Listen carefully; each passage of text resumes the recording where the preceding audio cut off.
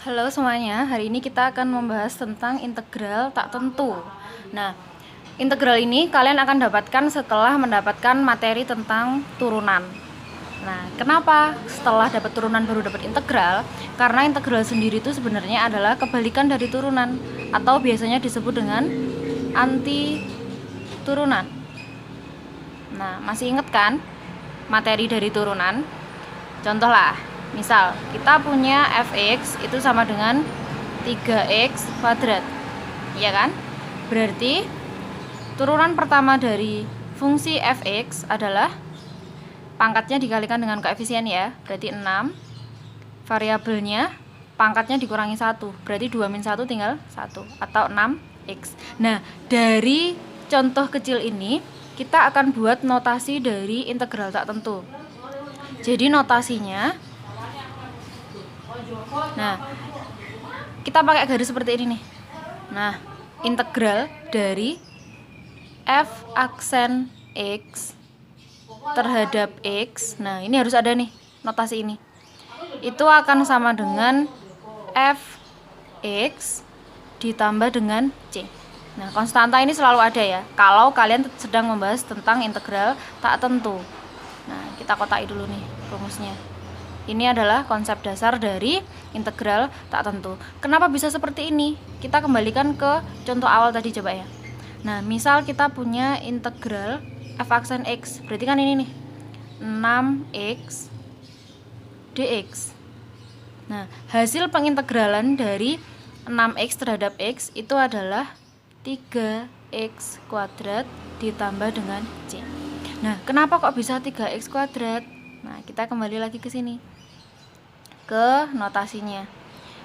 Integral dari ax pangkat n terhadap x akan sama dengan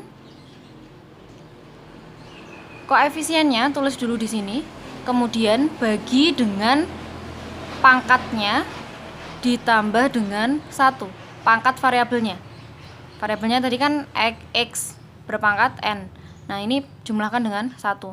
Kemudian variabelnya juga ditambahkan dengan pangkatnya ditambahkan dengan 1. Sorry, belibet ya. Nah, kemudian ini ditambahkan dengan c. Nah, ini kita kotai lagi nih. Bisa dipahami? Nah, dari ini kenapa bisa jadi ini? Kita cek integral 6x dx. A-nya siapa? A-nya kan 6 tuh. Berarti 6 per x-nya kan pangkat 1. N berarti kan N-nya 1 tuh. Berarti 1 ditambah dengan 1. Nah, variabelnya kita tulis, pangkatnya ditambahkan juga. Ditambah dengan C. Hasilnya adalah 6 per 2 x pangkat 2 plus C sama dengan 3x kuadrat plus C. Sampai sini bisa dipahami?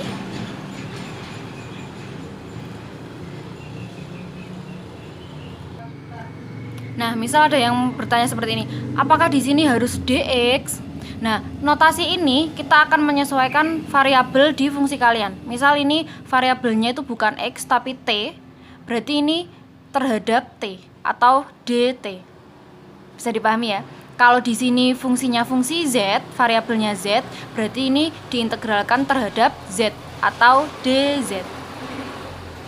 Nah, jadi tidak semuanya memakai dx, tapi mengikuti variabel yang ada di fungsinya. Oke, sebelum ke latihan atau contoh-contoh soal, kita bahas dulu tentang sifat-sifat dari integral tak tentu. Sifatnya tuh sebenarnya pada dasarnya cuma ada 2 ya. Sifat integral tak tentu. Sifat integral. Nah, yang pertama adalah ketika kita punya integral dari k dikali dengan fx dx, ini akan sama dengan k dikalikan dengan integral dari fx dx. Gampang kan? Nah, sifat yang kedua adalah ketika kita punya integral dari fungsi fx ditambah dengan fungsi gx dx, diintegralkan terhadap dx. Ini ada tutup kurungnya seperti ini. Nah, itu akan sama dengan integral fx dx ditambah dengan integral fungsi gx dx. Nah, kalau ada penjumlahan berarti kan ada pengurangan. Ini juga berlaku untuk pengurangan. Kalau ada pengurangan berarti akan sama dengan integral fungsi fx dx dikurangi dengan integral fungsi gx dx. Bisa dipahami ya? Oke, kita lanjutkan ke contoh soalnya. Yang pertama, misal nih yang gampang-gampang aja dulu ya. Integral dari 8x pangkat 3 terhadap x. Nah, berarti kan A-nya 8, x-nya berpangkat n, berarti n-nya adalah 3. Berarti hasil integralnya adalah 8 dibagi dengan n 3 ditambah 1 x pangkatnya pun juga ditambah dengan 1. Jadi ini akan sama dengan ini. Itu cara mengingatnya. Kemudian karena ini integral tak tentu, harus ditambahkan dengan c atau konstanta. Hasilnya berarti berapa? 8/4 x pangkat 4 plus c. Atau berapa nih? 8 bagi 4. Iya, 2 ya. 2x pangkat 4 plus c. Bisa dipahami? Nah, lanjut nih sekarang. Tadi kan saya bilang ini dx itu kan ngikuti apa variabel yang ada di depannya. Misal di sini kita punya 2 dikali 4t min 5t kuadrat. Nah, ini berarti bukan dx tapi dt. Nah, karena di sini variabel fungsinya adalah t. Caranya gimana? Ini kan berarti ada k nih. Ya toh? Nah, k-nya ini boleh kalian keluarkan kayak ini menurut sifat yang pertama, atau kalian distribusikan dulu baru diintegralkan, itu boleh. Nah, kita ambil yang dikalikan aja dulu ya. Berarti integral dari 8t dikurang 10t kuadrat dt. Ya kan? Nah, ini kan berarti sama kayak sifat yang kedua. Berarti akan sama dengan integral 8t dt dikurangi integral 10t kuadrat dt. Mbak, kalau dikerjakan langsung tuh bisa nggak? Bisa, boleh-boleh saja. Nah, kita integralkan tuh. Kalau sudah seperti ini, sama kayak tadi ya. A-nya berarti kan 8 tuh. 8 dibagi T-nya pangkat 1, berarti 1 tambah 1. T-nya berpangkat 1 plus 1. Ini langsung ditambah C gitu? Enggak usah. C-nya nanti cukup ditulis 1 kali di bagian paling belakang. Nah, ini langsung kita kurang dengan hasil integralnya ini. 10 dibagi dengan 2 plus 1 T pangkat 3. Ditulis aja dulu lah ya. 2 plus 1. Nah, ini baru yang paling belakang ditambahkan dengan C. Hasil akhirnya berarti, nah, berarti kita punya hasil akhirnya berapa? Langsung aja ya, 8 bagi 2 berarti kan 4t kuadrat min 10/3 t pangkat 3 plus c.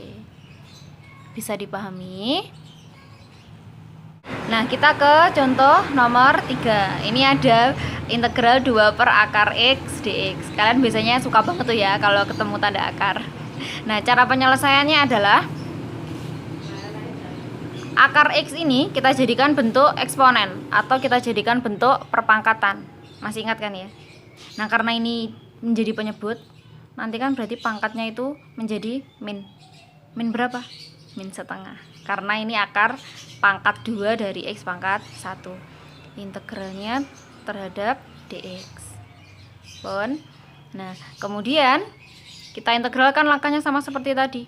Berarti 2 per pangkatnya ditambah 1 x pangkat min setengah ditambah 1 ditambah dengan c. Berapa nih? 2 min setengah ditambah 1, berarti kan 2/2 tuh. Berarti kan 1/2. Karena 2 dibagi dengan 1/2, berarti akan sama dengan 2 dikali 2/1. Ya kan? Nah, kemudian yang ini X pangkat min setengah ditambah 1 tadi berapa? Setengah. Ditambah dengan C.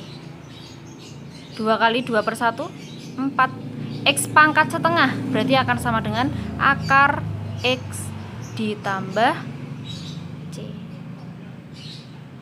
Gampang toh? Lanjut ke contoh nomor 4. Nah, kalau ada perkalian seperti ini, gimana cara penyelesaiannya? Kalian harus mendistribusikan dulu, dikalikan dulu manual.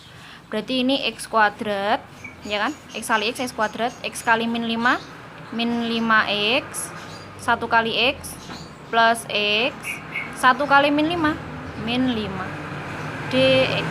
Ini dikurung ya, cek gak ucil. Nah, berarti ini integral dari X kuadrat, min 4X, min 5, dx. Nah, baru diintegralkan. Nah, ini kita langsung aja bisa kok. Ini koefisiennya X pangkat 2, itu kan 1 tuh. Berarti 1 per pangkatnya ditambah 1 X pangkat 2 plus 1 min 4 per pangkatnya X 1 plus 1. X nya juga pangkat X plus 1. Nah, yang kayak gini gimana nih kalau nggak ada variabelnya? Ini kan berarti X nya pangkat 0 tuh, Cah. Iya enggak? Berarti ini 5-nya dibagi dengan 0 plus 1. Di sini ada X pangkat 0 plus 1 ditambah dengan C. Ini nggak boleh ketinggalan ini ya. Ini berarti 1/3 X pangkat 3 min 4 dibagi 2 ya, X kuadrat min 5/1 berarti 5X ditambah C. Ini adalah hasil integral dari X plus 1 kali X min 5 dx. Kalau ada yang mau ditanyakan, bisa tulis di komen ya. Semoga kalian bisa memahami materi ini dengan baik. Selamat belajar.